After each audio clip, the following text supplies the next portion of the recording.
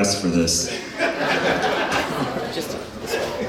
Tammy, I'm sorry, but you married an idiot. Corey didn't ask me to toast him, he asked me to roast him, which means say really mean things about him on purpose, and he said, because John wouldn't be cruel enough. So keep that in mind.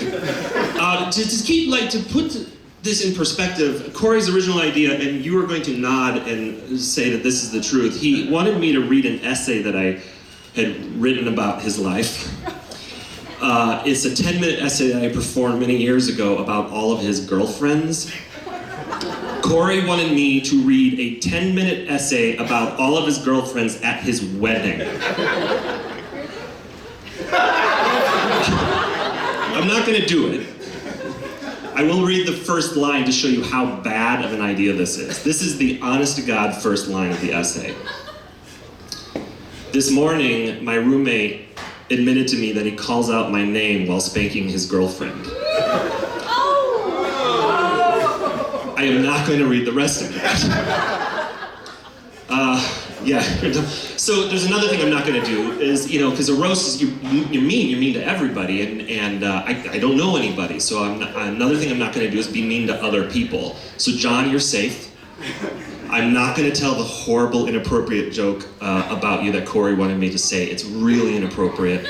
So you're totally safe, John. I don't want you to worry. Corey, it was really inappropriate. It's not cool in fact, you should take responsibility for the things that you want me to say about your brother. So John, you're safe. I'm not going to say anything embarrassing about you. The two of you really should just talk it out. Okay. Roasts are based in love. You're mean to the people because you know things about them and you love them. But Corey, I don't even like you. Like, this is all a ruse. 22 years I've been lying in wait. I had to live with you. I subsidized your rent for a year. I've gone on multiple trips across the country. Just one in May, I flew out here on my own dime. I've spent thousands of dollars on this friendship so I could finally tell you on your happiest day that I hate your guts.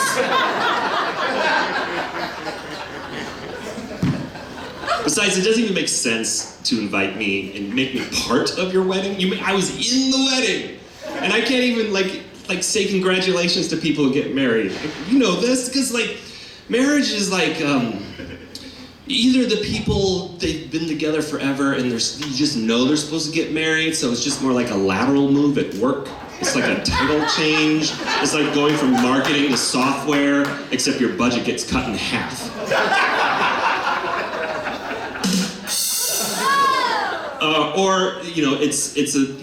It comes out of left field. You barely know the person and they get married in Vegas. And Tammy, I really don't know you that well. Okay, let's continue on. You said Breeze wasn't Elvis. Mine was. Okay. Tammy, for you, when I met you, I don't know you that well. We met a few times. We met at the SeaTac airport when our flight had gotten delayed by 13 hours, and you picked me up in your Fiat. And I am tall. Fiat is appropriately named because it's the only way I'm getting in that car. It's like, come on in, I'm 6'4", get in the car! It's an esoteric Latin joke. Yes, it is. Okay, but I did meet, you're an upgrade over all these girls I have met, of course. Yes, he is.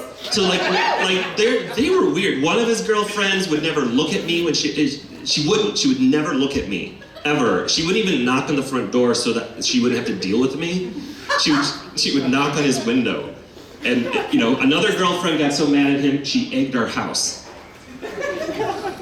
Right? But these people, they broke up, and then after a bunch of time, they are fine. One of them has a great job and is married and is very happy now. Another one went to school, started a floristry business. Everything's good. So what I'm saying, Tammy, is in a few years, things are going to get really good. And I might get to wear this tux again. Thanks for the tux. Okay. When I met Corey at 19, he looked like Jerry O'Connell, which was the joke. The actor from Sliders, felt handsome man. And now that you're 41, you don't look the worse for wear. You just look worse.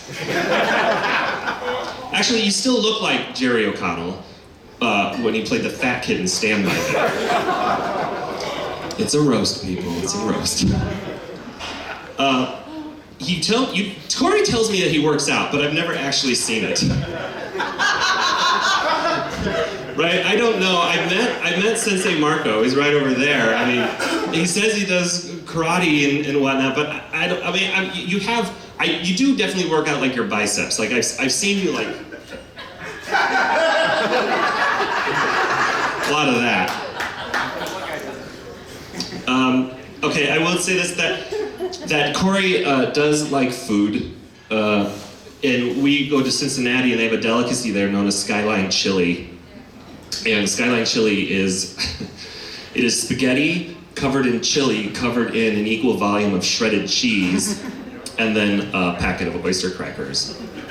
And I just think it's amazing that like people think the Midwest has a weight problem with all the vomiting they must be doing.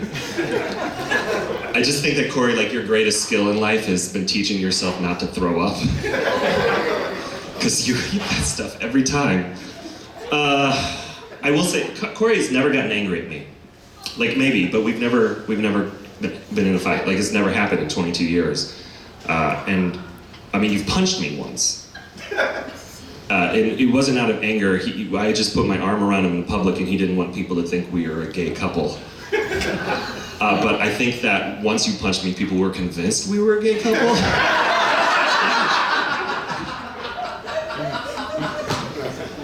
I'm gonna finish with this. I want to tell us a story of two Coreys.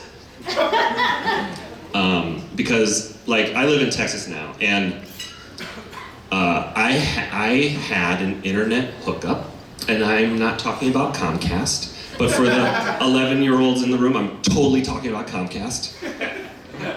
And because sometimes it's a dumb move, I sent my address to Corey because he would never judge me. He's always been a true friend. He would never judge me for that, and I know that's the safe thing to do, so I sent this to him. That's the kind of relationship we have. The other Corey is the one who had told me about this wedding, but never sent me an invitation, right? And I knew, and I was like having this awkward conversation with him on the phone. I'm like, where's my invitation? He's like, I sent it to you. I'm like, what do you mean? He's like, I gave it to your address. I'm like, I never sent you my address. He's like, yeah, you did. He sent it to my internet hookup. So if there's a massage therapist here from Austin, Texas, you are bold.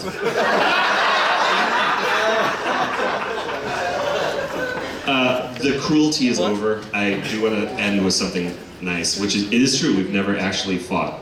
I haven't even done that with my family. And Tammy, I'm very happy to know you. We've only met a few times, but it's been memorable, and you've invited me to secret parties and stuff. And Corey, I would only be this cruel to you because you know how much I love you. Yeah.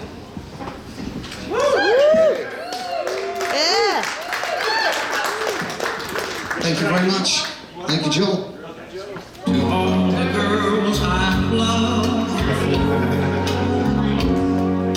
who traveled in. And now we have a gentleman I believe would like to sing a song for us. Please welcome Mr. Marco Kowalski, ladies and gentlemen.